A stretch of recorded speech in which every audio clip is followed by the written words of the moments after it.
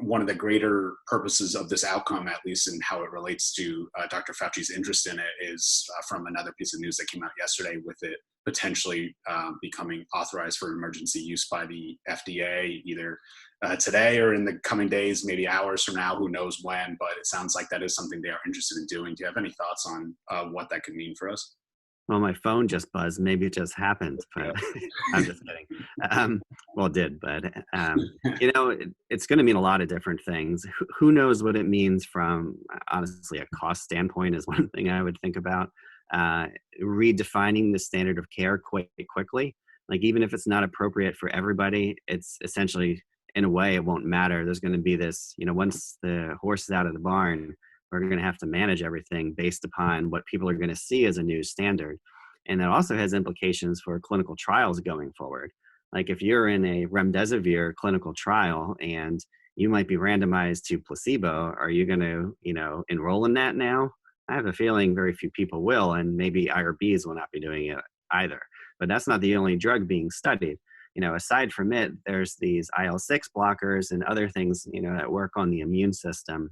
I think those trials, probably won't be a big deal, but they'll have to be modified to allow antiviral use in Remdesivir in order for inpatients being enrolled.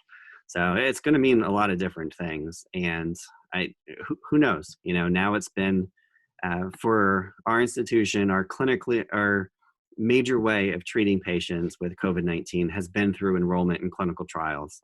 And now that there's actually a therapeutic, available, obviously that's going to be key, and how we steward that, how much of it's available, how much of it can be produced. These are all questions that I have. And I hope the government has been thinking about this, and, people have been looking into the logistics of supply and demand, because the demand is about to skyrocket. I hope the supply is ahead of the curve.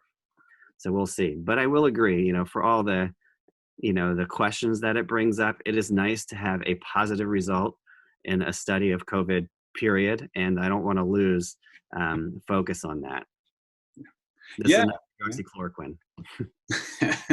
Yeah, I would say, obviously, we need to stop looking at this as the comprehensive answer and just the building block towards a greater answer. And, that is a win. You're right. It's a step forward. So regardless of its role in the coming days or months from now, it is a good thing to have. So thank you so much, Dr. Gallagher. Is there anything else you want to add regarding Remdesivir?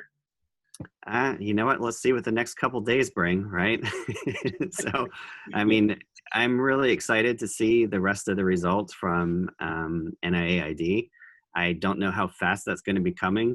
And with the enthusiasm that has been exhibited towards it from the highest levels of government, I think it would be really hard to walk back any nuances. So it had better be it better be as good as, we've heard already.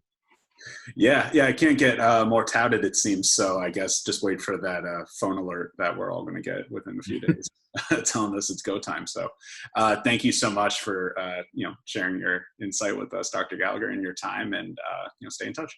My pleasure. Be well.